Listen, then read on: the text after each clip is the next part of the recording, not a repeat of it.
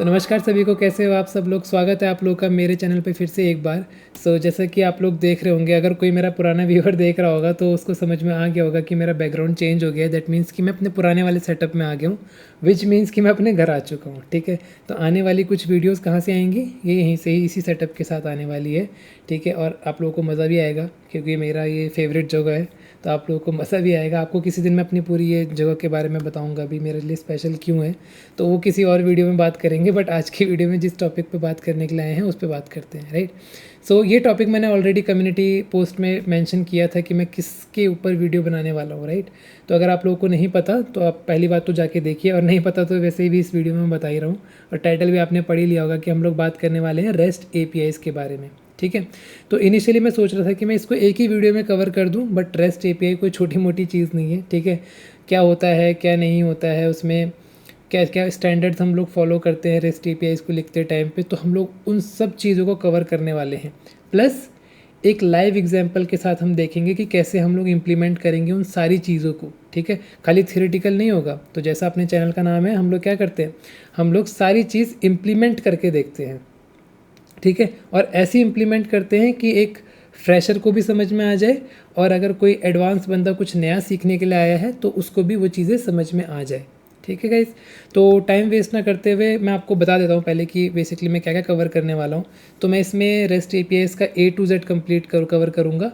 Theoretical part भी cover करेंगे, like rest APIs क्या होते हैं, नॉर्मल एपीआईज़ और रेस्ट एपीआईज़ में क्या डिफरेंस होते हैं, राइट। उसके बाद रेस्ट एपीआईज़ के एडवांटेज डिसएडवांटेजेस वगैरह एंड ऑल। ठीक है, तो ये हम लोग आज की वीडियो में देखेंगे ये सारी चीज़ें, जो भी जितना भी थियोरेटिकल पार्ट है। एंड उसके बाद हम लोग आने वाली वीडियो में हम लोग समझेंगे कि रेस्ट एपीआई स्टैंडर्ड्स क्या क्या हैं। ठीक है, डिटेल में समझेंगे। हालांकि मैं आपको एक ओवरव्यू आज भी दूंगा कि रेस्ट एपीआई स्टैंडर्ड्स क्या क्या हैं, बट आने वाली वीडियोज़ में हम लोग उसको इम्प्लीमेंट करके देखेंगे अपने कोड में कि कैसे हम लोग एपीआईज़ बनाते हैं, कैसे उसको रेस्ट एपीआई स्टैंडर्ड्स के अकॉर्डिंग लिखते हैं।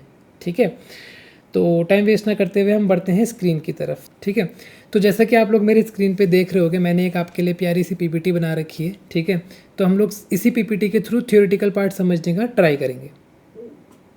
ठीक है जी, तो बात करते हैं हम रेस्ट एपीआईज़ के बारे में, राइट। अच्छा, अब रेस्ट एपीआईज़ से पहले हम लोग बात करेंगे एपीआईज़ के बारे में कि एपीआई से आप क्या समझते हो। ठीक है, अच्छा, जिनको पता होगा एपीआईज़ के बारे में वो ज़रा लिख के दूसरों की हेल्प कर सकता है कमेंट सेक्शन में कि एपीआईज़ के बारे में क्या है वो समझते हैं, क्या उनको पता है एपीआईज़ के बारे में।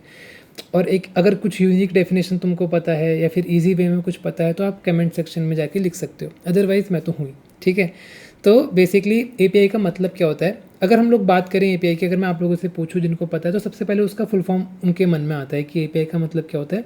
एप्लीकेशन प्रोग्रामेबल और प्रोग्रामिंग इंटरफेस। ठीक है, कुछ भी बोलो आप।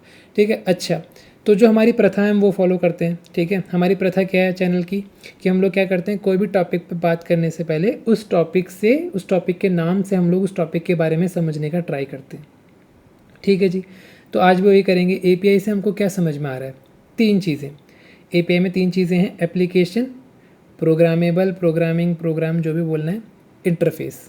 ठीक है, एप्लीकेशन, प्रोग्राम, इंटरफेस। ठीक है, इससे क्या समझ में आ रहा है। अच्छा, एप्लीकेशन से क्या समझ में आता है, एप्लीकेशन क्या होती है। Application is like what you can से, it is a software which can perform a dedicated task. ठीक है, उसको हम लोग बोलते हैं एप्लीकेशन। ठीक है, प्रोग्रामिंग मतलब प्रोग्रामेबल मतलब कुछ तो भी हम लोग सेट ऑफ इंस्ट्रक्शंस लिख रहे हैं। प्रोग्राम की जो बेसिक डेफिनेशन होती है वो क्या होती है, सेट ऑफ इंस्ट्रक्शन। ठीक है, और इंटरफेस मतलब कुछ तो एक रिसोर्स की बात हो रही है। ठीक है, तो क्या समझे, अभी भी किसी को कुछ समझ में नहीं आया होगा, राइट। तो अगर मैं आपको ईजी लैंग्वेज में समझाऊँ कि एपीआई मतलब क्या होता है। ठीक है, तो एपीआई मतलब क्या हुआ कि एक ऐसा रिसोर्स, ठीक है, कि एक ऐसा रिसोर्स जिसमें हम लोग कुछ प्रोग्राम कर सकते हैं, कुछ सेट ऑफ इंस्ट्रक्शंस लिख सकते हैं। क्यों, ताकि हम लोग एप्लीकेशंस के बीच में कम्युनिकेट कर पाएँ। ठीक है, समझे, या फिर डेटा शेयर कर पाएँ। ठीक है, मतलब क्या हुआ, अगर मैं इजी लैंग्वेज में आपको बताऊं, मान लो मेरे पास एक सर्विस ए है। ठीक है, मेरी ये सर्विस ए है और मेरी यहाँ पर सर्विस बी है। ठीक है, एक मेरा सर्वर है, ये मेरा दूसरा सर्वर है। इस सर्वर पे कुछ डेटा, कुछ सर्विस चल रही है, इस सर्वर पे कुछ सर्विस चल रही है, राइट। अच्छा, अब इस सर्वर को इस सर्वर से बात करनी है तो वो कैसे करेगा, क्योंकि ये दोनों सर्वर तो आइसोलेटेड हैं, राइट। ये अलग जगह है, ये अलग जगह है। अब इस सर्वर को इस सर्वर से बात करनी है तो कैसे करेगा, ठीक है। तो वो जिस तरीके से बात करेगा, ठीक है, उसको हम बोलते हैं APIs, ठीक है। मतलब बहुत सारे तरीके होते हैं, उनमें से एक तरीका होता है APIs के थ्रू हम लोग क्या कर सकते हैं, कम्युनिकेट कर सकते हैं, ठीक है। अच्छा कैसे करेंगे, वो जो प्रोग्रामिंग वाली बात है, राइट, कि API में जो P होता है वो हम लोगों को इंस्ट्रक्ट करके लिखना पड़ेगा। मतलब हम लोग एक API बनाएंगे, ठीक है। API is like a and point, एक URL, ठीक है। अगर मैं इजी भाषा में समझाऊँ तो API क्या है, एक URL है, ठीक है, जिसमें हम कुछ कोडिंग करते हैं सो दैट कि एक सिस्टम दूसरे सिस्टम की बात समझ पाए या फिर दूसरे सिस्टम से कम्युनिकेट कर पाए। मान लो अगर ये सिस्टम A है, ठीक है, इसको सिस्टम B से कोई डेटा चाहिए, ठीक है, तो क्या करेगा, ये एक API लिखेगा, सिस्टम एक API लिखेगा, ठीक है, जो कि API B के पास जाएगा, ठीक है। मतलब API के मतलब सर्वर B के पास जाएगा और उसको बोलेगा कि देख भाई मुझे ये डेटा चाहिए। सर्वर B क्या करेगा, अपने उसमें वो डेटा को ढूंढ के लाएगा और इसको वो डेटा दे देगा, ठीक है। तो एक API इसके पास होगी, ठीक है, एक API इसके पास होगी, 2 APIs, ठीक है। हालांकि काम एक ही API से बन जाएगा कम्युनिकेट करते टाइम, कि एक जो B की API है, A को अगर डेटा चाहिए B का, तो A क्या करेगा, B की API को कॉल करेगा, ठीक है जी। और जो भी डेटा उसको चाहिए वो क्या करेगा, B वाला उसको ढूंढ के लाएगा, उसकी API जो उसने हिट करी थी A वाले ने, उसमें वो डेटा को चिपका के A को वापस कर देगा, ठीक है। तो ये हो गया API का बेसिक सा डेफिनेशन। नहीं समझ में आया कोई दिक्कत नहीं, हम लोग आगे समझने वाले हैं। अभी फ़िलहाल बहुत ही बेसिक अगर मैं बोलूँ तो API इज़ अ URL, इसको समझ लो। URL तो समझते होंगे ना, कोई बोलता है भैया कि ये URL है, इसको कॉपी पेस्ट कर लो, इसमें क्लिक कर दो। हैकर्स क्या बोलते हैं, स्कैमर्स क्या बोलते हैं, भाई साहब हम आपको फ़ोन करके बता रहे हैं हमारे पास ये है, आपकी डिटेल्स हैं, हम आपको कुछ भेज रहे हैं URL वगैरह, आप इसमें हिट करके चेक कर सकते हो आपकी जो डिटेल्स हैं वो करेक्ट है कि नहीं है, राइट। और फिर बंदा क्या करता है, उस URL को क्लिक कर लेता है हड़बड़ी में, और फिर क्या होता है, फिर पोपट हो जाता है, उसका पूरा फ़ोन हैक हो जाता है, ठीक है। इसीलिए URL तो तुम समझते हो, ठीक है, कि URL क्या होता है, ठीक है जी। API हमको समझ में आ गया, ठीक है। तो REST APIs क्या होती हैं, तो REST APIs क्या हुई, आरामदायक APIs ना। REST का मतलब क्या होता है, REST का भी एक फुल फॉर्म होता है। REST का फुल फॉर्म क्या होता है, रिप्रेजेंटेशनल स्टेट ट्रांसफ़र। ओ माई गॉड, ये क्या बोल दिया मैंने भाई, ये तो कोई हैवी टर्म बोल दी मैंने। नो माय डियर फ्रेंड्स, तो ये हैवी टर्म नहीं है, ये है हमारी एक ईजी चीज़ को बोलने का अलग सा तरीका, ठीक है। तो बेसिकली REST APIs क्या होते हैं, नॉर्मल APIs होती हैं, ठीक है। अगर वो नॉर्मल APIs कुछ सेट ऑफ प्रोटोकॉल्स को फॉलो करें, ठीक है, कुछ सेट ऑफ रूल्स को फॉलो करें, तो वो किस में कन्वर्ट हो जाती हैं, फिर वो क्या कहलाती हैं, वो कहलाती है REST APIs। अच्छा, तो वो कब कहलाएंगे REST APIs, और REST का मतलब यहाँ पर क्या हुआ, अगर मैं आपको बताऊँ रिप्रेजेंटेशनल स्टेट ट्रांसफ़र का मतलब क्या हुआ। So it is a architectural style. आप लोगों ने सिस्टम डिज़ाइन सुना होगा, राइट। तो आप इसको ऐसा ले सकते हो कि एक आर्किटेक्चरल स्टाइल है और सिस्टम डिज़ाइन का तरीका है टू डिज़ाइन वेब सर्विसेज, ठीक है। बहुत हैवी चीज़ हो गई है, आई नो, समझ नहीं पा रहे होंगे, बट ठीक है, हम आगे जब REST APIs के स्टैंडर्ड्स की बात करेंगे then you will able to know कि REST का मीनिंग क्या चीज़ है, ठीक है। तो बस बेसिकली ऐसा मान के चलो कि REST APIs क्या होती हैं, कुछ नॉर्मल API, जैसे नॉर्मल API होती है वैसे ही APIs होती है नॉर्मल APIs, बट वो नॉर्मल APIs विथ स्टीरॉइड्स होती हैं। मतलब नॉर्मल APIs के साथ आप लोग क्या कर सकते हो, मतलब उस नॉर्मल APIs में कुछ सेट ऑफ प्रोटोकॉल्स अगर आपने इम्प्लीमेंट कर रखे हैं तब वो कहलाएगी REST APIs, ठीक है जी, ठीक है। मतलब नॉर्मल API है, उसमें A होना चाहिए, B होना चाहिए, C होना चाहिए, D होना चाहिए। अगर ये ABCD हैं तो that API will call as REST API, ठीक है, ठीक है। ये तो बेसिक सी थ्योरी हो गई कि REST APIs क्या होती हैं।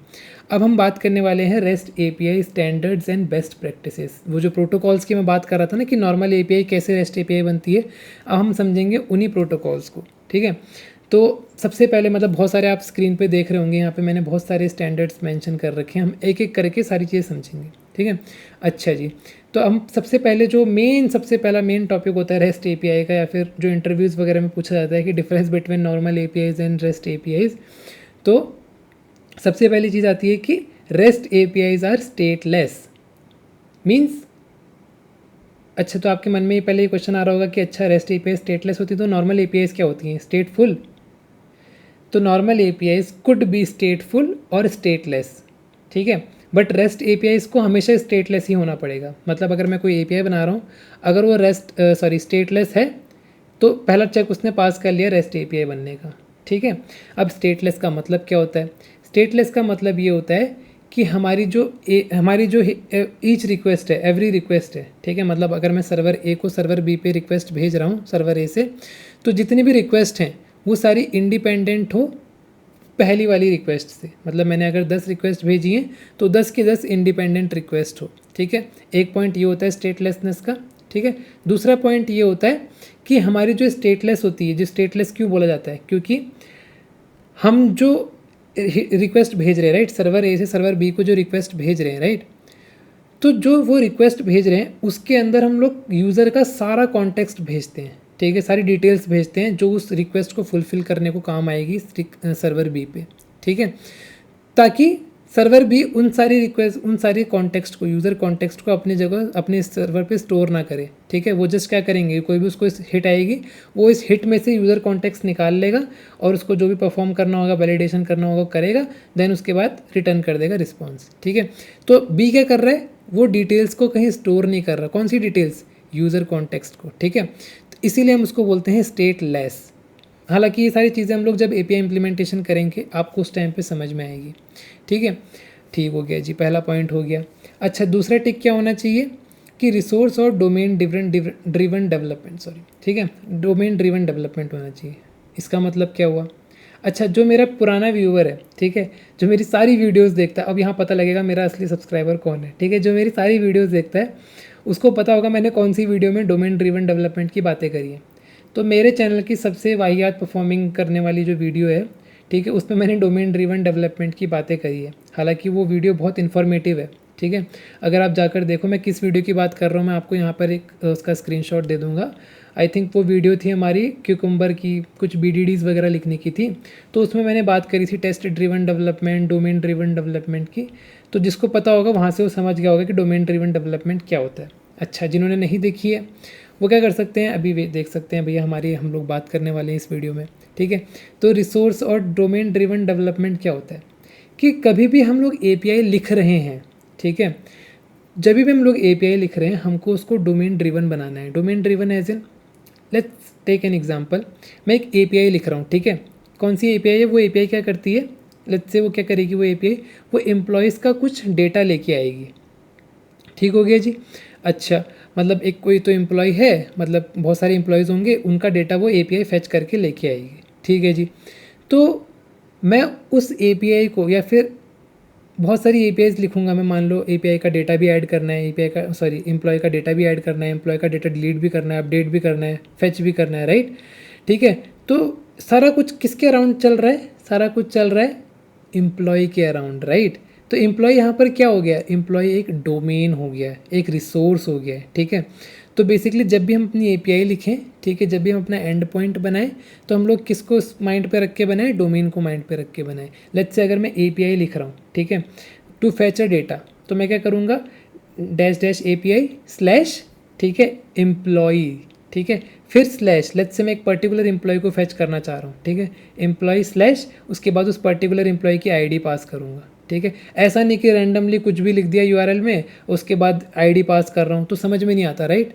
तो that is not a good practice to write the rest APIs, ठीक है, क्योंकि वो रीडेबल नहीं होगा, ठीक हो गया जी। इसलिए बोलते हैं कि डोमेन ड्रिवन डेवलपमेंट करो while you are working in the rest API माहौल, ठीक है। ठीक है जी, ये करके देखेंगे, मैं सब कुछ थ्योरी में करके प्रैक्टिकल में करके दिखाऊंगा आपको इम्प्लीमेंटेशन में, ठीक है। बस अभी आप एक हाई ओवरव्यू ले लो हर टर्म्स का, ठीक है। उसके बाद हम बढ़ते हैं HTTP मेथड्स में। अभी HTTP मेथड्स क्या हो गए सबको पता होंगे, ठीक है। HTTP क्या होता है? हाइपर टेक्स्ट ट्रांसफ़र प्रोटोकॉल, ठीक है, it's kind of a protocol, ठीक है। और ये प्रोटोकॉल क्या होता है? To communicate with the device, right, to communicate with the other system, ठीक है। तब हम लोग क्या करते हैं? HTTP मेथड्स का यूज़ करते हैं। अच्छा, मैंने API बना ली, ठीक है, लेट्स से मैं एक API बना रहा हूँ। API मतलब हमेशा याद रखना, API से क्या मतलब आपको याद आना चाहिए? URL, ठीक है, मैं एक URL बना रहा हूँ, ठीक है। हालांकि बाद में हम देखेंगे कि वो URL करता क्या है करके, हमको वो इम्प्लीमेंटेशन डालनी पड़ेगी। वो जो API का प्रोग्रामिंग वाला P वाला पार्ट है ना, वो हमको इम्प्लीमेंट करना पड़ेगा कि हमारी जो हमने API बनाई है वो करती क्या है, ठीक है। तो बेसिकली जब दो सिस्टम कम्युनिकेट कर रहे हैं, सर्वर A सर्वर B, ठीक है, तो जो ये API हिट करेगा सर्वर B की, ठीक है। तो इसके पास तो बहुत सारी APIs होंगी, राइट। तो सर्वर ए सर्वर बी को कैसे बताएगा कि वो कौन सी API हिट कर रहा है और क्या करवाना चाह रहा है उस API से, ठीक है। या फिर वो API क्या करेगी, सर्वर बी कैसे बताएगा सर्वर ए को कि मेरे पास तो ये सारी APIs हैं, बट कौन सी API क्या करने वाली है सर्वर ए को कैसे पता, ठीक है। वो पता लगता है HTTP मेथड से। मान लो मैंने आपको एग्जांपल दिया कि मुझे एम्प्लॉय का डेटा फेच करके लाना था, राइट। तो मेरे पास मेथड्स होंगे, कुछ HTTP मेथड होंगे, ठीक है, like get, post, put, patch, delete, update, बहुत सारे मेथड्स होते हैं। अब हमको डेटा फेच करके लाना है, राइट। तो मैं कौन सा मेथड यूज़ करूँगा, गेट मेथड यूज़ करूँगा, राइट। तो मैं क्या करूँगा, सर्वर ए क्या करेगा, वो बी को बोलेगा क्योंकि देखो API सेम हो सकती हैं, ठीक है, बट वो ट्रिगर हो सकती हैं डिफरेंट मेथड के पर्सपेक्टिव में, ठीक है। मतलब सेम APIs हो सकती हैं, करेक्ट, बट अगर उनका मेथड अलग अलग है तो देन इट मीन्स कि वो जो दो APIs हैं, ठीक है, वो यूनिक APIs हैं, वो सिमिलर APIs नहीं है। इट्स लाइक जैसे हम लोग किसकी बात करते हैं, मेथड ओवरलोडिंग की, ठीक है, मेथड ओवर राइडिंग की बातें करते हैं, राइट। इनमें क्या होता है, मेथड का नाम वाम सब सेम होता है, सिग्नेचर अलग होता है, ठीक है। ओवरलोडिंग तो हटा दो, ओवर राइडिंग की बात करते हैं। ओवर राइडिंग में तो क्या होता है, मेथड पूरा ही सेम होता है बट डिफरेंट क्लासेज में होता है, राइट। तो सिमिलरली हम लोग क्या मान सकते हैं, APIs सेम APIs होंगी बट डिफरेंट मेथड के साथ हो सकती है। ठीक हो गया जी, ठीक हो गया। तो वो यूनिक ट्रीट होती हैं। तो ऐसी बहुत सारे मेथड्स होते हैं। तो अब वो मेथड मतलब सेम APIs हैं, तो वो डिस्टिंग्विश कैसे होंगी HTTP मेथड के थ्रू होगी। तो ये ए बोलेगा बी को कि मुझे तेरी फलाना ढिमकाना API कॉल करनी है, ठीक है, विद मेथड दिस, ठीक है। अगर वो पोस्ट वाला मेथड यूज़ करेगा तो वो पोस्ट वाली API को कॉल करेगा, ठीक है, गेट वाला, क्योंकि हर API एक मेथड के साथ मैप होती है। Without a method we can't create an API, ठीक है। तो HTTP मेथड बहुत इंपॉर्टेंट होता है, ठीक है, आगे देखेंगे। उसके बाद आते हैं हम वर्जनिंग में। अब क्या होता है, वर्जनिंग से क्या समझ में आ रहा है, ठीक है, हर चीज़ का वर्जन होता है, राइट। तो हम लोग क्या करते हैं, हम लोगों को क्या करना चाहिए, हम लोगों को APIs का भी वर्जन बनाना चाहिए, ठीक है। और वर्जनिंग करने के लिए हमको क्या करना है, हमको कुछ नहीं करना होता, हमको बस अपनी URL में वर्जनिंग मेंशन करनी होती है। अच्छा, अब इसका यूज़ केस क्या है, ठीक है। इसका यूज़ केस ये है, लेट्स से मान लो हम लोग नॉर्मल एप्लीकेशन में जब वर्जनिंग करते हैं तो क्या फ़ायदा होता है, जैसा आपने सुना होगा कि इसका नया नया वर्जन आ गया, इस विंडोज़ का ये वाला वर्जन आ गया। तो उन वर्जनों में क्या होता है, उन वर्जनों में कुछ कुछ बग फिक्सेस होते हैं, राइट, कुछ कुछ सिक्योरिटी पैचेस होते हैं, राइट, ठीक है। तो ऐसे ही जब हम लोगों ने कोई API बनाई, ठीक है, लेट्स से मैंने जो एम्प्लॉय फेच करने वाली API बनाई वो इनिशियल API थी, ठीक है। तो उसमें मैंने क्या कर दिया, V1 मैंने एक वर्जन ऐड कर दिया, ठीक है। अब लेट्स से सब ने वो यूज़ कर ली, मतलब सब यूज़ कर रहे हैं, प्रोडक्शन पे चले गई है, सब खुश हैं, सब अच्छे से यूज़ कर रहे हैं, कस्टमर भी खुश है, क्लाइंट भी खुश है, सब खुश हैं, ठीक है, सब उस API को यूज़ कर रहे हैं, राइट। अब लेट्स से मेरे पास एक नया काम आया और मेरी जो एम्प्लॉय वाली API थी वो पूरी की पूरी अब चेंज हो रही है, उसमें कोई बड़ा चेंज आ गया, ठीक है। तो मैं क्या कर सकता हूँ, मैं जो V1 वाली API है उसको विदाउट डिस्टर्बिंग V1 API मैं क्या कर सकता हूँ, नया वर्जन क्रिएट कर सकता हूँ सेम API का, जो कि थोड़ी सी पावरफुल होगी या फिर जो हमारे रिक्वायरमेंट को मैच कर रही होगी नए वाले, ठीक है। उससे क्या फ़ायदा होगा, उससे ये फ़ायदा होगा कि अगर बाई चांस कभी भी हमको दोबारा से बैकआउट करना है, फिर रोल आउट करना है, अगर हमारा V2 हम प्रोडक्शन पे डाल रहे हैं, कुछ फट गया, नहीं चल रहा, तो अगर हमको रोल आउट करना है तो हम लोग के पास क्या है, V1 वाली API स्टिल रनिंग है प्रोडक्शन पे, ठीक है। तो कोई भी उन V1 APIs को यूज़ कर सकता है, ठीक है। तो इसी कारण से हम लोग क्या करते हैं, वर्जनिंग करते हैं, सो दैट कि हमारे पास क्या हो, कि एक बैकअप प्लान हो। लेट्स से मैंने आपको बताया कि हम लोग बड़ा चेंज कर रहे हैं, अगर वो चेंज प्रोडक्शन पे जाके फट रहा है या काम नहीं कर रहा है, ठीक है, तो क्या होगा, सामने वाला बंदा ब्लॉक हो जाएगा। तो उसको अनब्लॉक करने के लिए हमारे पास क्या है, हमारे पास पुरानी वाली API, हम तो क्या बोलेंगे उसको कि ले भाई ये पुरानी वाली API को तो कॉल करके अपना काम कर सकता है, ठीक है। और तब तक हम लोग क्या कर सकते हैं, अपने नई वाली API में सारा काम ठीक कर सकते हैं और फिक्स करके प्रोडक्शन पे डाल सकते हैं। तो एक फ़ायदा वर्जनिंग का ये होता है। दूसरा फ़ायदा वर्जनिंग का क्या होता है कि हम लोग डॉक्यूमेंट कर सकते हैं कि इस वर्जन में, इस API में क्या क्या चीज़ें करी थी हमने, फिर सेकेंड वर्जन की APIs में हम लोगों ने क्या क्या चीज़ें करी थी, डॉक्यूमेंटेशन में भी ये काम आता है, ठीक है जी। वर्जनिंग भी हो गया। उसके बाद हम बात करते हैं रिप्रेजेंटेशन एंड कंटेंट नेगोशिएशन की। अब ये क्या चीज़ है भाई, ये तो कुछ बड़ा सा मैंने नाम बोल दिया।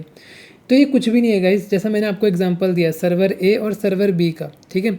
सर्वर ए को सर्वर बी से कुछ डेटा चाहिए था, ठीक है। अब सर्वर बी ने बोला ठीक है मैं तेरे को डेटा दे दूंगा, बट ये मेरी API है, इस API के थ्रू मैं तेरे को डेटा दूंगा, तो तू मेरे इस API को कॉल कर। जब भी मैं API बोल रहा हूँ हमेशा अपने दिमाग में URL का ध्यान रखो, ठीक है। तो बी बोल रहा है कि ये ले यूआरएल, इस यूआरएल को तू हिट करेगा तो तुझे कुछ डेटा मिल जाएगा, ठीक है। ठीक हो गया जी, ठीक है। बट ए और बी इन दोनों को अब डेटा शेयर करना है, राइट। ए और बी को डेटा शेयर करना है, ठीक है। तो डेटा किस फॉर्मेट में शेयर होगा, ए डेटा किस फॉर्मेट में कंज्यूम करेगा, ठीक है।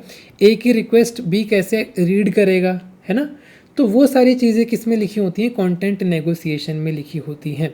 तो ज़रूरी है हम लोग क्या करें, जब अपना रेस्ट एपीआई बनाएं तो उसमें हम लोग कंटेंट नेगोशिएशन मेंशन करें। क्यों करना चाहिए, लेट्स से आपको एक एग्जांपल देता हूँ मैं।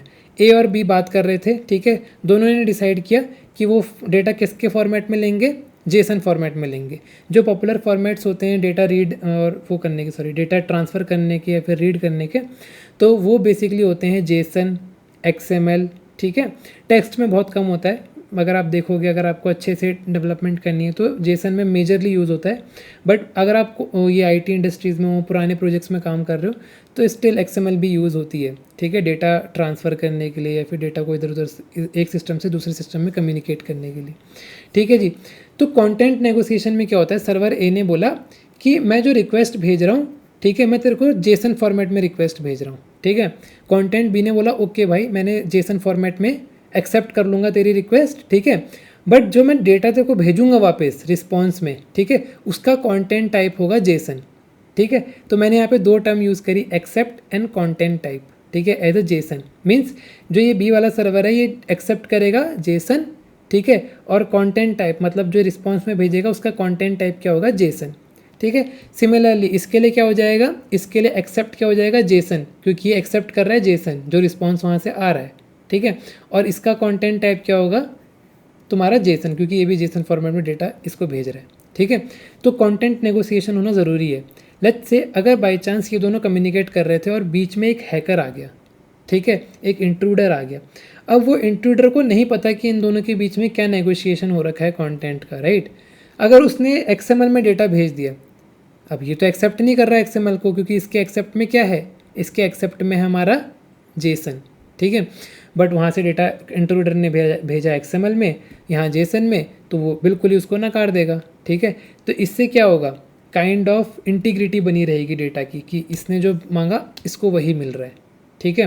हालांकि उसके बाद उसमें और चीज़ें होती हैं, वैलिडेशन होता है, 50 चीज़ें होती हैं, बट कंटेंट नेगोशिएशन का मेनली काम यही होता है कि किस फॉर्मेट में डेटा जा रहा है, किस फॉर्मेट में डेटा आ रहा है, ठीक है। तो हम लोग अगर एपीआई में ये चीज़ मेंशन कर रहे हैं, दैट मीन्स कि हम लोग एक और टिक कर रहे हैं अपनी एपीआई को रेस्ट एपीआई में कन्वर्ट करने के लिए। ठीक हो गया जी। अगली चीज़ आती है पेजिनेशन, फिल्टरिंग एंड सॉर्टिंग, ठीक है। ये इसका मतलब क्या हुआ, पेजिनेशन से आप समझ रहे होगे, नाम से पता लग रहा है पेज, ठीक है। पेज मतलब जैसे हमारे कॉपी किताब होती हैं, राइट। हमारी कॉपी किताब में क्या होता है, अगर आप देखोगे हमारी कॉपी किताब पेजेस में डिवाइड होती है, हर पेज में कुछ ना कुछ कंटेंट होता है, राइट। तो लेट्स से आपको मैं रिलेट करवाता हूँ, लेट्स से मैंने एक एपीआई बनाई थी, ठीक है, जो कि एम्प्लॉयज़ का डेटा फेच करके ला रही है, एक कंपनी के एम्प्लॉयज़ का डेटा फेच करके ला रही है। अब मानो वो कंपनी में बहुत लाखों एम्प्लॉयज़ हैं, ठीक है। तो जब हम लोग वो डेटा फेच करने वाली एपीआई कॉल करेंगे, मतलब अगर ए बी को बोलेगा मुझे तेरे एम्प्लॉयज़ का डेटा चाहिए करके, तो बी तो क्या देगा, उसको सारे एम्प्लॉयज़ का डेटा दे देगा, लाखों एम्प्लॉयज़ का डेटा। अब ए के पास क्या आ गया, इतना सारा डेटा आ गया, ठीक है, लाखों एम्प्लॉयज़ का डेटा आ गया। तो अब वो रीडेबल नहीं है, क्योंकि इतना सारा डेटा है तो उसको रीड करने में डिफ़िकल्टी होगी, ठीक है। तो उसी चीज़ को हम लोग मोर रीडेबल बनाने के लिए, एपीआईज़ को मोर रीडेबल बनाने के लिए, मोर एफिशिएंट बनाने के लिए हम लोग क्या यूज़ करते हैं, पेजिनेशन, फिल्टरिंग एंड सॉर्टिंग का। ठीक हो गया जी। पेजिनेशन में क्या होगा, हम वो लाख डेटा को पेजेस में डिवाइड कर देंगे। पेजेस मतलब सेट ऑफ डेटा में डिवाइड कर देंगे। मतलब जैसे पेजेस में क्या होता है, पेजेस में क्या होता है, एक पेज में कुछ पर्टिकुलर डेटा होता है, कुछ लाइंस बनी होती है उस पेजेस में, उस लाइन के हिसाब से लेट्स से एक पेज में 20 लाइन बनी हुई है तो 20 डेटा आएगा, ठीक है। फिर नेक्स्ट पेज में 20 डेटा आएगा, फिर नेक्स्ट पेज में 20 डेटा आएगा, राइट। तो पेजिनेशन में भी यही होता है, हम लोग साइज़ देते हैं, पेजेस कितने पेजेस हैं, ठीक है, और मतलब कौन से पेज पे हो, और साइज़ कि उस पेज का साइज़ क्या है, उस पेज पे कितना डेटा होना चाहिए, ठीक है। ऐसे करके हम लोग पेजिनेशन इम्प्लीमेंट करते हैं, ठीक है। उसके बाद आता है फिल्टरिंग एंड सॉर्टिंग। फिल्टरिंग में क्या होगा, अब जैसे वो लाख डेटा तो आ गया एम्प्लॉयज़ का, ठीक है, अब मुझे फ़िल्टर आउट करना था, तो मैं क्या करूँगा, मुझे क्या करना पड़ेगा, वो रिस्पॉन्स पूरा देखना पड़ेगा, रीड करना पड़ेगा लाइन बाय लाइन। और अगर कोई स्मार्ट बंदा है तो क्या करेगा, उस रिस्पॉन्स को नोटपैड में कॉपी करेगा, कंट्रोल F दबा के सर्च कर लेगा, right. But still that is time taking. और लेट्स से अगर बहुत सारे एम्प्लॉयज़ के सेम नाम होंगे, क्योंकि नाम से तो सेव सर्च करेगा, या फिर आईडी से सर्च कर लेगा अगर आईडी पता होगी। अगर आईडी नहीं पता होगी तो नाम से करेगा। अब नाम भी बहुत सारे सिमिलर हैं, फिर कैसे सर्च करेगा, राइट। तो हमारी एपीआईज़, हम जो एपीआई डेवलप कर रहे हैं, हमारी एपीआई इतनी कैपेबल होनी चाहिए कि जो भी यूज़र उसको यूज़ कर रहा है, ठीक है, वो अपने अकॉर्डिंग उसको यूज़ कर सके, अपने अकॉर्डिंग उसमें फ़िल्टर्स लगा सके। लेट्स से उसको एक पर्टिकुलर डेटा चाहिए था, तो उस पर्टिकुलर डेटा के लिए फ़िल्टर्स अप्लाई कर सके, ठीक है। तो अपनी एपीआईज़ उतनी कैपेबल होनी चाहिए, ठीक है। और सॉर्टिंग से तो आपको समझ में आ गया होगा कि एक सॉर्टिंग ऑर्डर पे हमको डेटा दिखना चाहिए, ठीक है जी। तो ये हो गए कुछ set of rules for defining a API as a rest API, ठीक है। यहीं पे ख़त्म नहीं है, आगे भी हैं और अभी, ठीक है। उसके बाद अगला पॉइंट क्या हो गया, HATEOS, ठीक है, या फिर you can say hypermedia as the engine of application state, ठीक है। अब ये क्या चीज़ होती है भाई, ये तो कुछ भयानक सा नाम दे दिया, ये तो कुछ OS आ गया, ऑपरेटिंग सिस्टम आ गया। नो माय डियर फ्रेंड, ये आ गया हमारा hypermedia as a engine of application state. इतना बड़ा नाम मत ध्यान में रखो। HATEOS से या फिर HATEOS से एक ही चीज़ ध्यान में रखो, इसमें हाइपर मीडिया आ गया, ठीक है। विच मीन्स कि जो हमारी API है उसके रिस्पॉन्स में हम लोग क्या कर सकते हैं, हम लोग कुछ लिंक्स प्रोवाइड कर सकते हैं टू नेविगेट कहाँ पे नेविगेट करने के लिए, अपने सर्विसेज में नेविगेट करने के लिए। अच्छा, इसको मैं अच्छे एग्जांपल से आपको समझाऊँ। ज़्यादातर HATEOS कहाँ यूज़ होता है, पेजिनेशन में यूज़ होता है, ठीक है। अब इसको ऐसे समझो, आप लोगों ने UI देखा होगा, राइट। कोई भी UI ले लो आप लोग, ठीक है, बेसिक सा गूगल का ही ले लो, गूगल सर्च ही ले लो। तो जब आप गूगल सर्च करते हो, राइट, पहले आपको कुछ सर्च कंटेंट दिखता है और लास्ट में आपको दिखता है 1 2 3 4 करके बहुत सारे पेजेस दिखते हैं, राइट, ठीक है। तो ये तो हो गया UI में। फिर आप क्या करते हो, सेकंड पेज में जाना होता है, सेकंड पेज में क्लिक करते हो, थर्ड पेज में जाना होता है, थर्ड पेज में क्लिक करते हो, राइट। तो इसके लिए तो UI बनी हुई है, बट हमको अपने API को इतना कैपेबल बनाना चाहिए if necessary. So HATEOS is not a mandatory thing, ठीक है, बट इट इज़ नेसेसरी और it is good to have, ठीक है। सो इसमें क्या होता है, इसमें हम लोग अपने रिस्पॉन्स को इतना एफिशिएंट बनाते हैं, ठीक है। लाइक जैसे मैंने आपको पेजिनेशन में बोला, पेजिनेशन में क्या किया हम लोगों ने, रिस्पॉन्स को रिस्ट्रिक्ट कर दिया पेजेस में, उसको साइज़ में मैंने रिस्ट्रिक्ट कर दिया, राइट। बट अब नेक्स्ट पेज में कैसे जाएंगे हम लोग, वो भी तो देखो ना। नेक्स्ट पेज में जाने के लिए फिर हमको URL में चेंजेस करने पड़ेंगे, तो क्यों ना उसको यूज़र के लिए ईजी बना लें। जो भी बंदा उस API को हिट कर रहा है उसके लिए ईजी बना दें। उसके लिए वो जो नेक्स्ट पेज पे जाने का लिंक है उसको हम लोग रिस्पॉन्स में ही दे दें, है ना। और जो प्रीवियस पेज में जाने का लिंक है उसको रिस्पॉन्स में ही दे दें, तो कितना बढ़िया होगा, राइट। तो हम लोग HATEOS में मतलब क्या होता है, HATEOS का मतलब यही होता है। इसको हम लोग मेजरली इन्हीं जगहों में यूज़ करते हैं। पेजिनेशन हो गया, अगर कोई सोशल मीडिया लिंक्स वगैरह आपको अटैच करने हैं, या फिर कुछ आपको राउट करवाना है किसी को कहीं से कहीं पे, तो हम लोग क्या करते हैं, एक सर्विस से दूसरी सर्विस पे, तो हम लोग क्या करते हैं, HATEOS यूज़ करते हैं, राइट। इससे क्या होता है, नॉर्मल रिस्पॉन्स होता है हमारा, ठीक है, उसमें बस URLs आ जाते हैं राउट करने के लिए, कि लेट्स से अगर इसको इस पेज पे जाना है, अगर हम पेजिनेशन इंप्लीमेंट कर रहे हैं तो डायरेक्टली उस लिंक पे क्लिक करके वो अगले पेज पे चला जाएगा, ठीक है। अगले पेज पे जाएगा मतलब कोई अलग सा UI नहीं है, ठीक है। हम लोग क्या कर रहे हैं, सिर्फ उस लिंक में क्लिक करके एक रिक्वेस्ट अगेन हिट कर रहे हैं, जिसमें कि पेज क्या हो जाएगा, इस बार अपडेट हो जाएगा, ठीक है। ये चीज़ हम करके भी देखेंगे, हम लोग इसको पेजिनेशन के साथ इम्प्लीमेंट करके देखने वाले हैं, ठीक है जी। तो HATEOS ये होता है। ये कोई मैंडेटरी नहीं है कि तुम्हारी रिस्पॉन्सेज में आना ही चाहिए तभी वो REST API कहलाएगा, नहीं, but it is good to have, ठीक है। उसके बाद जो मेन चीज़ आने वाली है वो है एरर हैंडलिंग, ठीक है।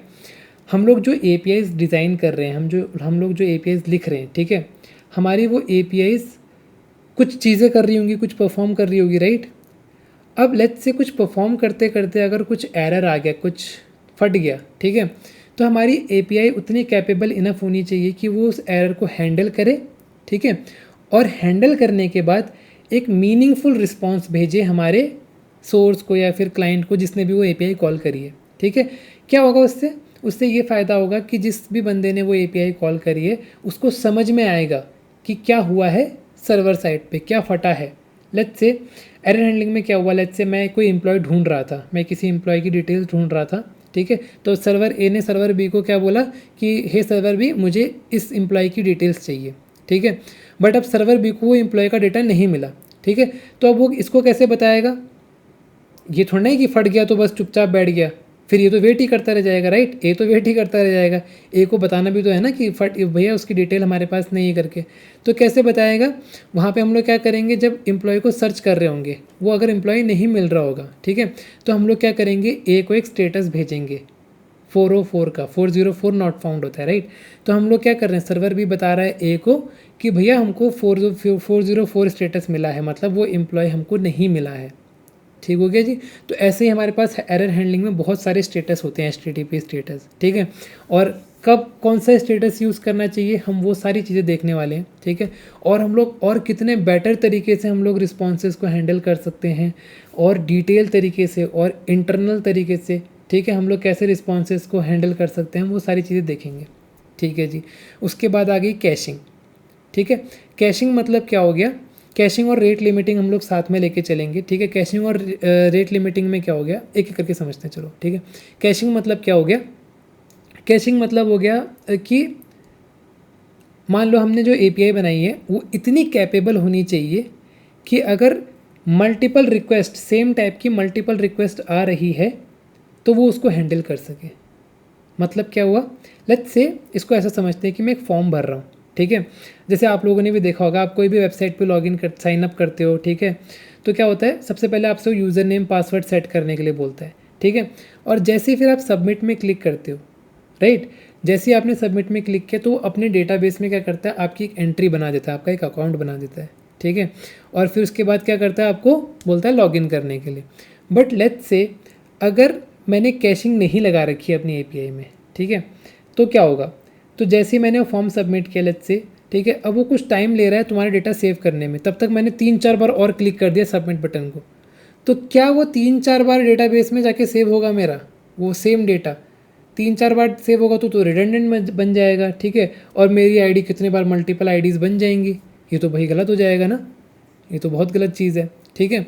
तो उसी चीज़ को अवॉइड करने के लिए हम लोग क्या यूज़ करते हैं, कैशिंग यूज़ करते हैं।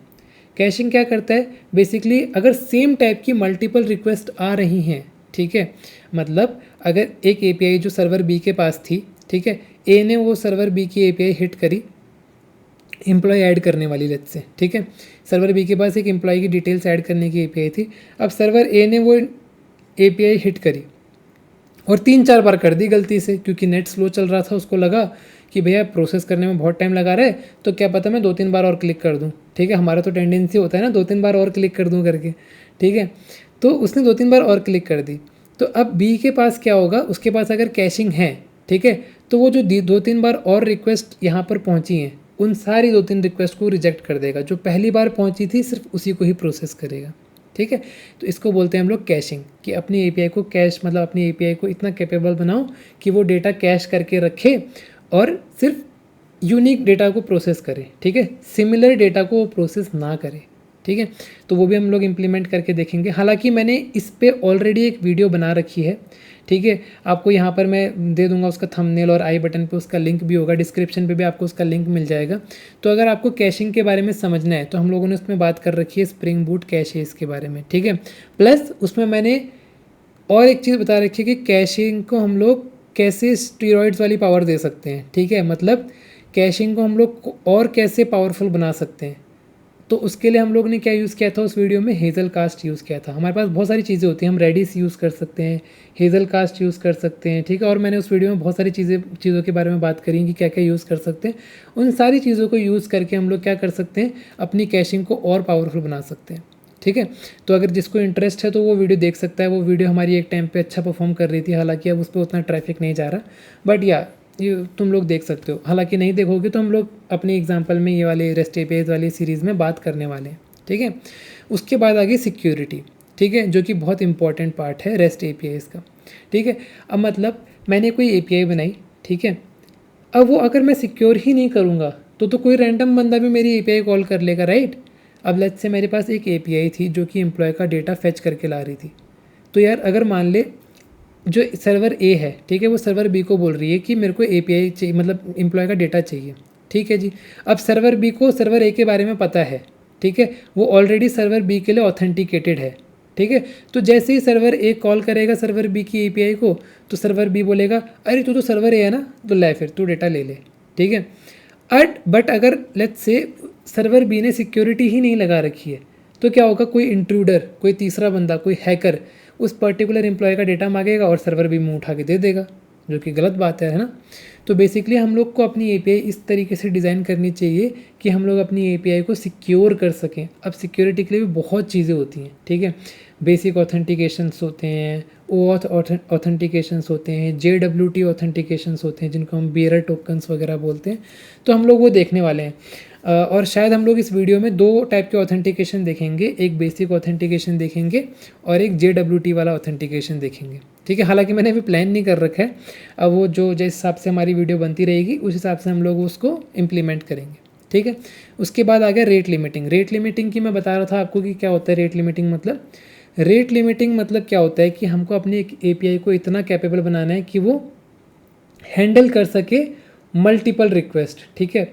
ये तो फिर कैशिंग वाली बात हो गई। तो कैशिंग और रेट लिमिटिंग में डिफरेंस क्या हुआ? इनमें डिफरेंस ये हुआ कि रेट लिमिटिंग में क्या होता है, ज़रूरी नहीं है कि तुम्हारा सिर्फ सेम टाइप की एपीआई कॉल हो, ठीक है। रेट लिमिटिंग में क्या होता है, कोई इंट्रूडर मान लो, लेट्स से कोई हैकर है, ठीक है।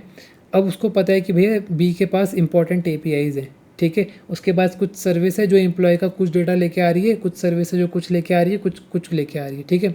तो वो इंट्रूडर क्या करेगा, इस सर्वर बी को ही बिठाने के लिए, ठीक है, डाउन करने के लिए वो क्या करेगा, इतनी सारी रिक्वेस्ट भेज देगा उसकी अलग अलग एपीआईज़ को एक्सेस करने के लिए कि वो सिस्टम ही बैठ जाएगा, ठीक है। मतलब उसने तुरंत एक एपीआई को हिट किया, अब उसको प्रोसेस करने में टाइम भी लग रहा है, ठीक है। उसने दूसरा एपीआई हिट किया, उसको भी प्रोसेस करने में टाइम लग रहा है, ठीक है। तीसरा हिट किया, तीसरा भी, इतनी सारी कम टाइम पे रिक्वेस्ट भेज दी कि अब क्या हो गया, सर्वर भी एकदम डाउन पड़ गया, ठीक है।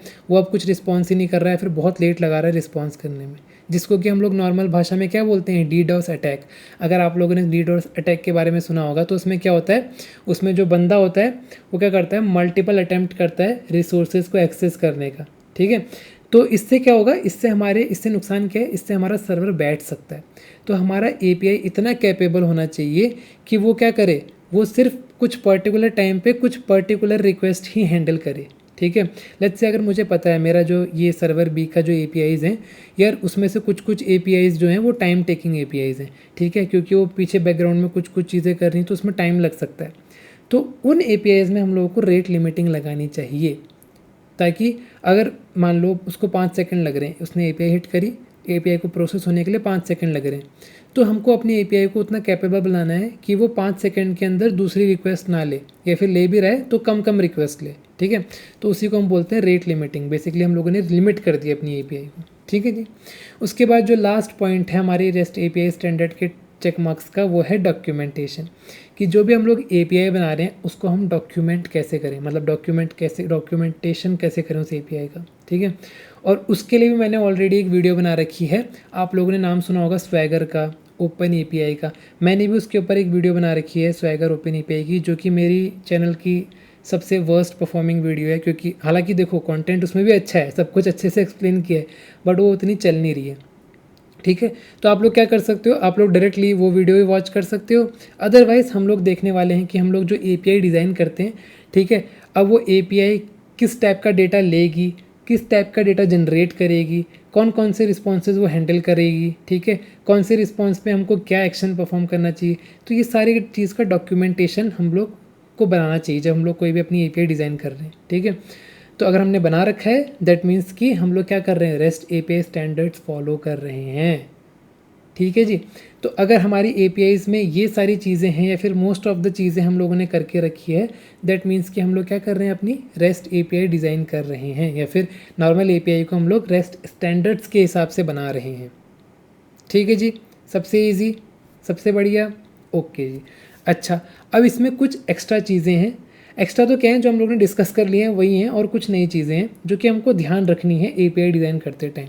लाइक सबसे पहला और सबसे इम्पॉर्टेंट वैलिडेशंस, कि यार चल ठीक है, सब कुछ बढ़िया है, तूने सारे सब कुछ जो अभी तक बात करी हम लोगों ने रेस्ट एपीआई स्टैंडर्ड्स की, तूने सब फॉलो कर लिया। बट अब लेट्स से जो ए को डेटा चाहिए था, ठीक है, उसने बी से डेटा मांगा, ठीक हो गया जी। तो जो ए ने रिक्वेस्ट भेजी है, ठीक है, उस रिक्वेस्ट को वैलिडेट भी तो करना होगा ना बी को, ये तो फिर कुछ भी रैंडम डेटा मांग सकता है इससे, है ना। कुछ भी गंदा सा लिख दिया इसने यहाँ पे, मान लो हैकर्स लोग बहुत यूज़ करते हैं इस चीज़ को कि वो क्या करते हैं, टेक्स्ट बॉक्स में एसक्यूएल क्वेरी चला देते हैं, ठीक है, मतलब एसक्यूएल क्वेरी लिख देते हैं। और क्या होता है बैक एंड में जाके क्या होता है, अगर वैलिडेशंस नहीं लगी हैं तो क्या करता है, डेटाबेस में वो एसक्यूएल क्वेरी वो कर देता है, क्या करता है, एग्जीक्यूट कर देता है समटाइम्स, ठीक है। उसकी वजह से क्या होता है, डेटाबेस ही पूरा उड़ जाता है, ठीक है। तो इसीलिए हमको वैलिडेशंस लगानी चाहिए हर पैरामीटर्स पे, हर डेटा पे जो हम लोग रिसीव करने वाले हैं या फिर फेच करने वाले हैं दूसरे क्लाइंट से, ठीक है। तो हमको वैलिडेशंस मस्ट है, इम्पॉर्टेंट है, ठीक है। अब वैलिडेशंस हम लोग क्या कर सकते हैं, हमारे पास कुछ इनबिल्ट वैलिडेशंस भी होती है और कुछ हम लोग कस्टम वैलिडेशंस भी लगा सकते हैं, ठीक है। अब वो कैसे लगाएंगे वो भी हम लोग बात करेंगे रेस्ट एपीआईज में जब बनाएंगे हम लोग, ठीक है। उसके बाद आगे एसिंक्रोनस ऑपरेशंस, ठीक है, जो जैसे मैंने बात करी, मान लो अगर आपने कोई एपीआई लिखी है, ठीक हो गया। अब वो एपीआई कुछ चीज़ परफॉर्म करने के लिए बहुत टाइम लगा रही है, ठीक है।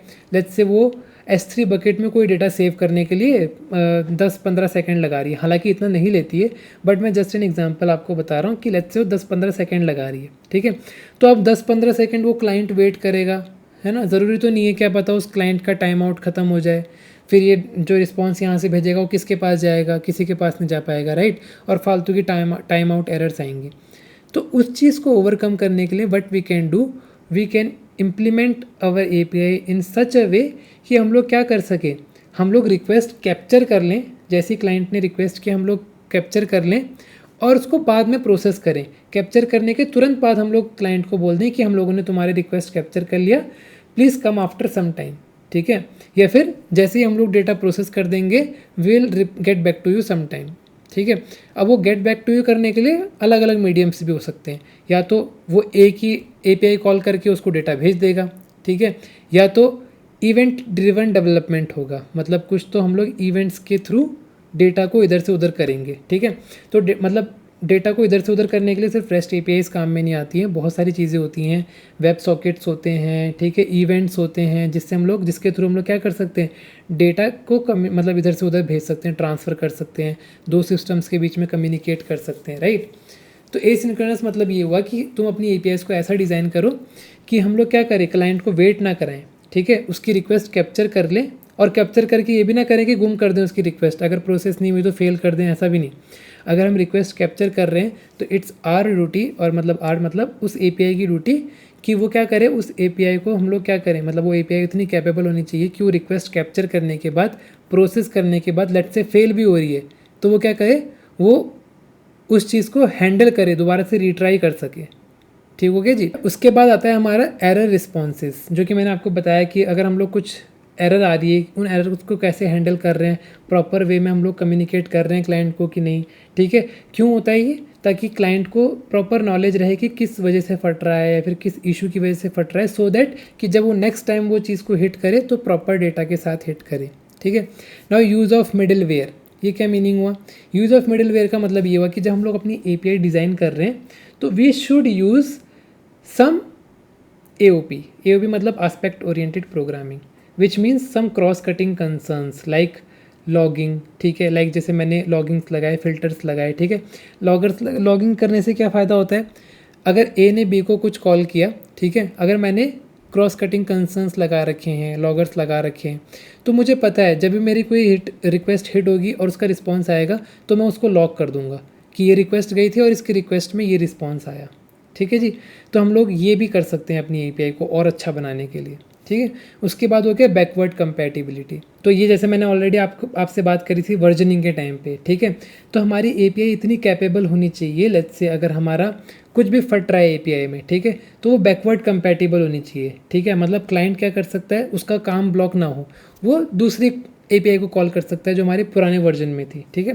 तो that is basically example for backward compatibility. उसके बाद आता है टेस्टिंग एंड मॉनिटरिंग, ठीक है। हम लोग कोई भी एपीआई बना रहे हैं, राइट, तो हम लोग को उस एपीआई को टेस्ट करना होना चाहिए, मतलब फुली टेस्ट करके उसको प्रोडक्शन पे लाइव करना चाहिए या फिर क्लाइंट को देना चाहिए, ठीक है।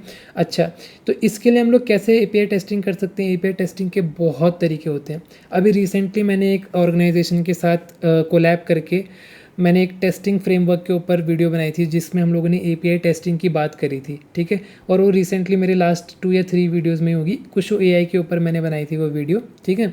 तो उस वीडियो में मैंने बात करी थी कि एपीआई टेस्टिंग कैसे होती है, ठीक है। तो एक तो होता है कुछ एआई की तरह यूज़ कर सकते हैं हम लोग, ठीक है। बाकी पोस्टमैन अगर आप लोगों को पता होगा तो पोस्टमैन से भी हम लोग एपीआई टेस्टिंग वगैरह कर सकते हैं, ठीक है। ठीक हो गया जी। और लास्ट में हो गया डेप्रिसिएशंस पॉलिसीज़, ठीक है, विच मीन्स कि डॉक्यूमेंटेशन वाला पार्ट। लेट्स से अगर मेरी एपीआई, ठीक है, अगर मैंने वर्जन 1 डेप्रिकेट कर दिया है, फिर वर्जन 2 डेप्रिकेट कर दिया है, फिर छोड़ो वर्जन भी छोड़ो, नॉर्मल हमारी कोई एपीआई थी वो पहले यूज़ होती थी, अब उसकी जगह हम लोगों ने कोई नई एपीआई बना दी है, ठीक है। अब हमको वो चाहिए तो हम लोग को डॉक्यूमेंट में मेंशन करना पड़ेगा कि ये जो एग्जिस्टिंग एपीआई थी या तो ये डेप्रिकेट होने वाली है या फिर डेप्रिकेट हो चुकी है, सो दैट कि अगर कोई पुराना बंदा उसको स्टिल यूज़ कर रहा है सो ही बी एबल टू नो कि उसमें क्या दिक्कत है, क्यों उसको एरर आ रही है, क्योंकि वो डेप्रिकेट हो चुकी है। और वो कहाँ से पता लगेगा, वो पता लगेगा हमको डॉक्यूमेंटेशन से, ठीक है। तो डेप्रिसिएशन पॉलिसी हमको कहाँ मेंशन करनी पड़ेंगी, डॉक्यूमेंटेशन के टाइम पे ही मेंशन करनी पड़ेंगी, ठीक हो गया। सो ये तो था हमारा पूरा रेस्ट एपीआई क्या होती हैं, ठीक है। और एपीआई और रेस्ट एपीआई में क्या डिफरेंस होता है, अच्छा वो हम लोग अभी और देखने वाले हैं कि एपीआई और रेस्ट एपीआई में क्या डिफरेंस होता है, ठीक है।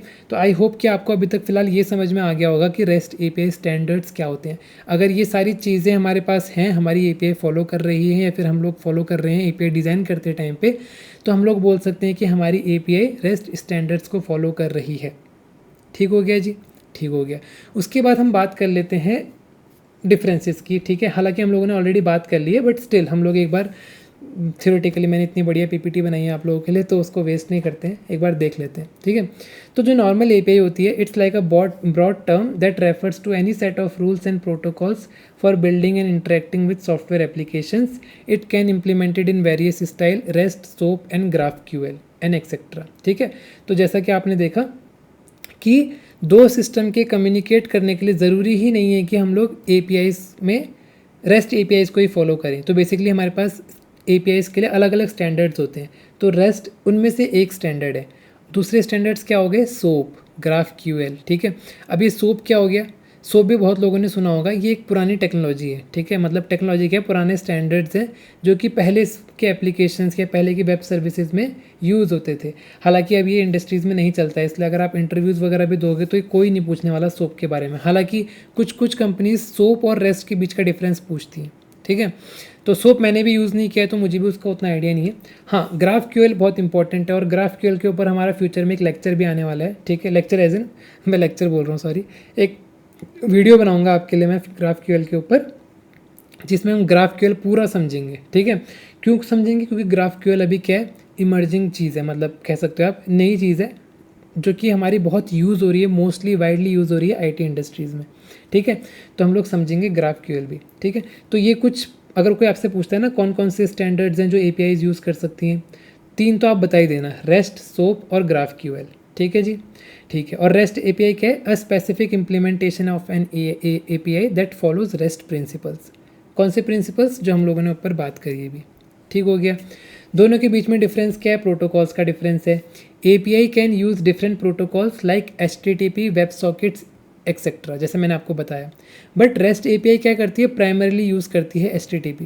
अच्छा, अब कोई ऐसी बंदिश नहीं है कि मैं रेस्ट एपीआई यूज़ कर रहा हूँ तो HTTP ही यूज़ करूँ, वेब सॉकेट यूज़ नहीं कर सकता हूँ, तुम कर सकते हो अकॉर्डिंग टू योर नीड। इसीलिए रेस्ट एपीआई को टेक्नोलॉजी नहीं है, कोई it's like a set of rules कि अगर तुमने यूज़ कर रखा है इन रूल्स को देन इट इज़ गुड, ठीक है। आपकी एपीआईज़ को ही बेटर वे में डिज़ाइन करने के लिए रेस्ट स्टैंडर्ड्स बनाए गए हैं, ठीक है। तो अगर आप पर्टिकुलरली HTTP प्रोटोकॉल यूज़ कर रहे हो, दैट मीन्स कि आप रेस्ट एपीआईज़ बना रहे हो या फिर यूज़ कर रहे हो, ठीक है। अब बात आ गई स्टेट की, तो API can be स्टेटफुल and can और स्टेटलेस। मैंने स्टार्टिंग में बताया था, स्टेटफुल स्टेटलेस मतलब क्या हुआ, यूज़र का कॉन्टेक्स्ट स्टोर करके रखते हैं, ठीक है।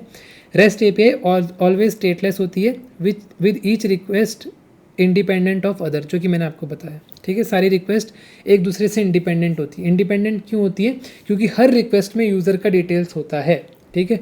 तो उसको दूसरे रिक्वेस्ट में डिपेंडेंट होने की ज़रूरत नहीं है। ऐसा नहीं है कि पहले एक रिक्वेस्ट हिट होगी, यूज़र का कुछ डिटेल आएगा, फिर वो डिटेल दूसरे पे डिपेंडेंट है तो दूसरी रिक्वेस्ट भी हिट होगी, ऐसा कुछ नहीं है। एक रिक्वेस्ट हिट होगी, उसमें पूरा यूज़र कॉन्टेक्स्ट आएगा और उसको मतलब प्रोसेस करके रिस्पॉन्स भेजेगा हमारा जो दूसरा सर्वर है, ठीक है जी, ठीक है।